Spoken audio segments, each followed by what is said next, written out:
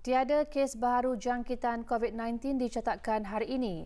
Ini menjadikan jumlah keseluruhan kes jangkitan 142 orang. Menurut Serabar Kementerian Kesihatan, satu kes aktif dilaporkan dan kes yang sembuh ialah 138 orang. Manakala jumlah yang sedang menjalani pengasingan diri mandatori seramai 569 orang dan jumlah yang menamatkan pengasingan diri mandatori sejak Mac 2020, 4,026 orang.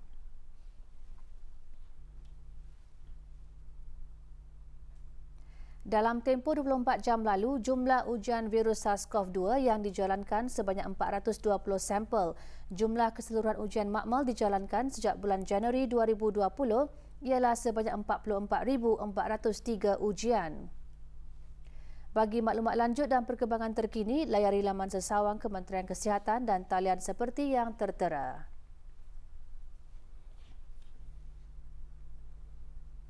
Dalam usaha berterusan menangani pandemik COVID-19 di negara ini, pelbagai agensi kerajaan, sektor swasta dan orang ramai mengambil inisiatif untuk menyumbang barang keperluan kepada pihak-pihak yang memerlukan.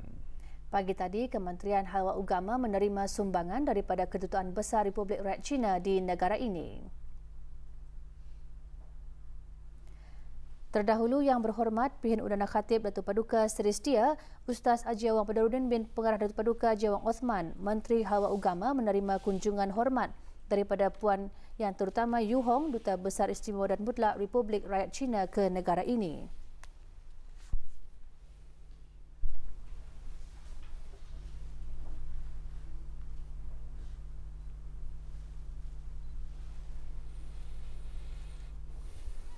Sumbangan berupa 35,000 keping sungkup muka dan 15,000 botol cecair pembasmi kuman diserahkan oleh Puan Yang Terutama Yu Hong kepada Menteri Hal Agama. Sumbangan kemudiannya diserahkan kepada pemangku pengarah pengajian Islam dan pemangku pengarah halwa masjid bagi kegunaan semasa persekolahan agama dan Arab, masjid, surau dan balai ibadat seluruh negara.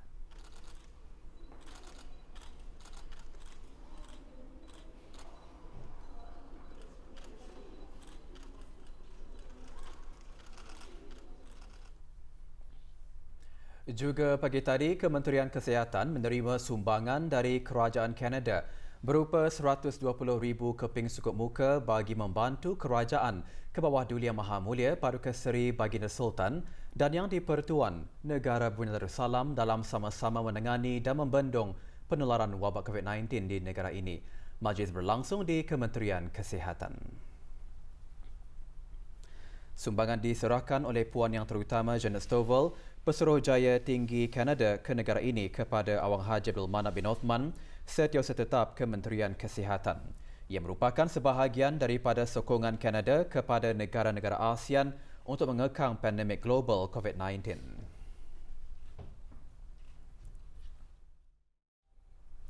Pembangunan tenaga kerja bagi memenuhi permintaan industri adalah kunci kepada pertumbuhan ekonomi negara kerana ia membolehkan anak-anak tempatan dilengkapi dengan kemahiran yang diperlukan untuk terus kekal relevan dalam ekonomi pada masa ini dan masa hadapan.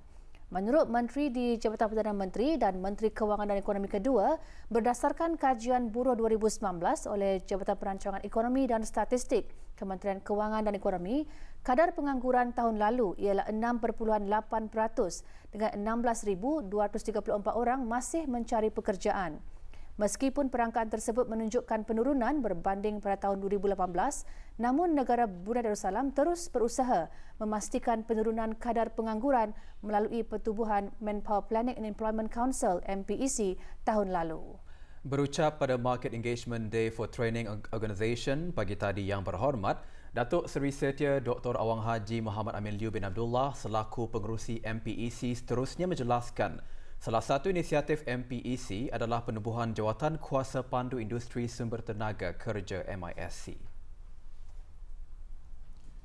The development of our workforce to meet industry demand is key to the growth of our economy, as it will keep our people equipped with the necessary skills required to remain relevant in both the present and future economy.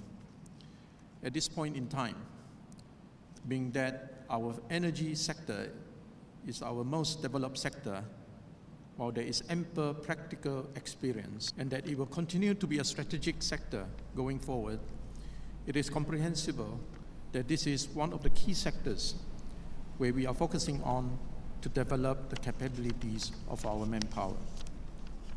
Inshallah, we will also move on to replicate this for each and every other sectors in our efforts to diversify our economy and reduce unemployment. Through the MISC, I hope that skill mismatches can be addressed effectively, where our locals can be upskilled and reskilled with the right competencies and attributes in order to stay relevant in the job market and to ensure their employability. In this regard, training organizations play an important role in ensuring high-quality learning by delivering the relevant training programs in accordance to the set standards and competency frameworks. Juga hadir Datuk Seri Paduka Awang Haji Mat Satejo bin Sokiau, Pemangku Menteri Tenaga dan Datin Seri Paduka Dr. Hajar Romaizah binti Haji Muhammad Saleh Timbalan Menteri Pendidikan selaku Ahli Jawatan Kuasa Kerja MPEC.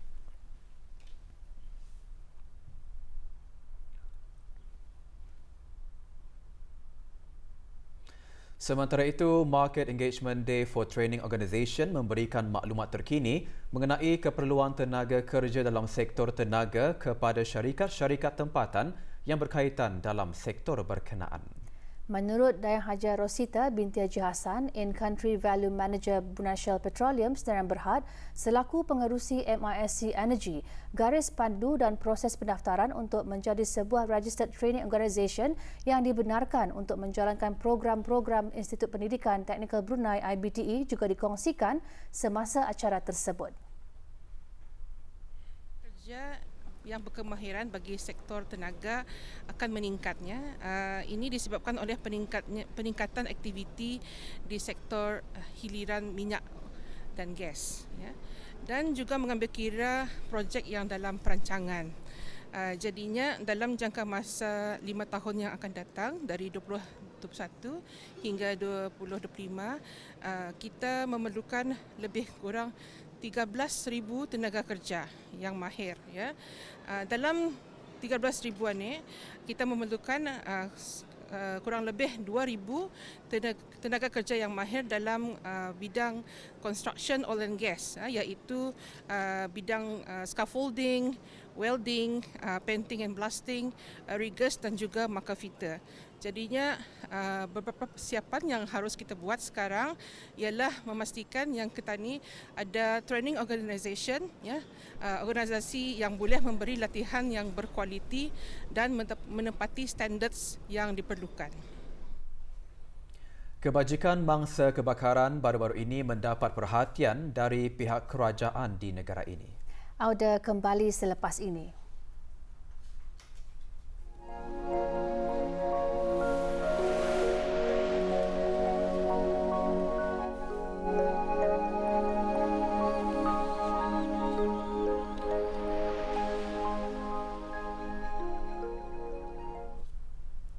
Mangsa kebakaran rumah yang berlaku di skim Tanah Kurnia Rakyat Jati STKRJ Kampung Rimba, daerah Brunei dan Muara pada 8 Ogos lalu.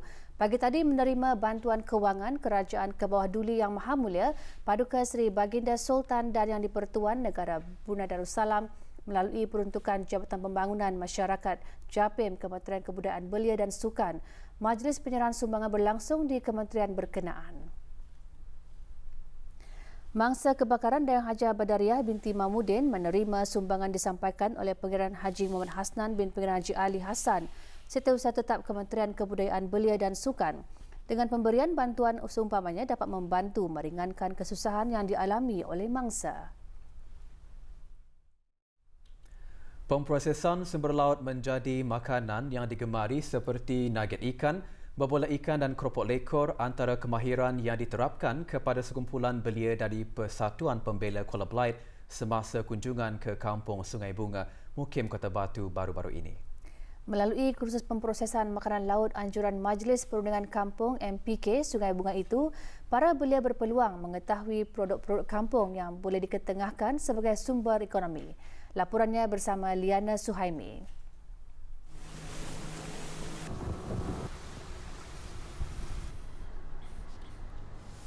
Seramai 30 orang belia dari Persatuan Pembela telah didedahkan mengenai kaedah memproses makanan laut seperti sata ikan, nugget ikan, bobola ikan dan keropok lekor.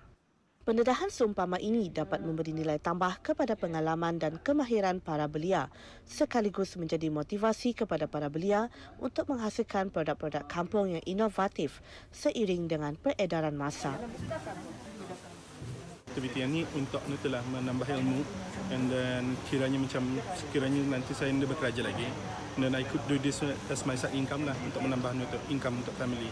Kiranya produk Brunei ini kiranya banyak-banyaknya is very good. Dengan ada social media ni at least produk itu dapat dipromote lah. Social media is also one of the good way on exposing our own product Pulau Johor. Like as we all know, macam barang dalam social media ni it's easy to be dikenali daripada luar lah juga, macam dari Malaysia apa kan. So in a way supporting local business, kalau who knows someone yang daripada this activity mau buat business kan, so we supporting our local Pendedahan seumpamanya juga diharap dapat menjadi landasan kepada para peserta, khususnya para belia, untuk memulakan perniagaan serta memajukan lagi kegiatan ekonomi kampung.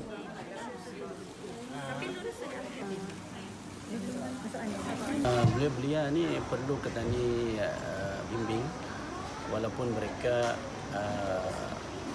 berpeluang untuk mendapatkan motivasi ataupun ilmu-ilmu yang berbagai saluran sekarang ini melalui media massa, melalui media elektronik, YouTube dan sebagainya. Tapi mereka ni perlu dipantau juga lah. Mudah-mudahan daripada pendedahan itu nanti khususnya para belia dapat mengambil kesempatan untuk meningkatkan diri mereka, membantu sosial ekonomi keluarga dan sebagainya. Penglibatan para belia dalam kegiatan ekonomi kampung seperti ini penting bagi menggerak dan memacu kemajuan ekonomi negara. Justru sebagai bakal pemimpin akar umbi, para belia perlu menjalin kerjasama erat dengan ahli-ahli Majlis Perundingan Kampung MPK, lebih-lebih lagi dalam kegiatan ekonomi melalui satu kampung, satu produk. 1K, 1P. Laporan Liana Suhaimi untuk Berita RTV. Pusat Penerimaan Darah Jabatan Perkhidmatan Makmal Kementerian Kesihatan memerlukan semua jenis darah bagi kegunaan pemindahan darah dan pesakit yang akan menjalani pembedahan. Bagi tujuan itu, Pusat Penerimaan Darah akan mengadakan kempen-kempen derma darah di sepanjang minggu kedua bulan ini. Jadual kempen derma darah adalah seperti berikut. Esok Rabu 12 Ogos dari pukul 9 pagi hingga 11 pagi dan pada sebelah petang dari pukul 2 petang hingga 4 petang bertempat di Institut Sains Kesihatan Pengiraan Anak Puteri Rashidah Saadatul Bolkiah, Universiti Brunei Darussalam, anjuran institut berkenaan. Khamis 13 Ogos dari pukul 7.30 malam hingga 9 malam bertempat di Pusat Penerimaan Darah Hospital Raja Isteri Pengiraan Anak Saleha, anjuran Persatuan Kuang Hui. Orang ramai dialulukan untuk menderma darah semasa kempen derma darah diadakan atau datang ke Pusat Penerimaan Darah semasa waktu pejabat.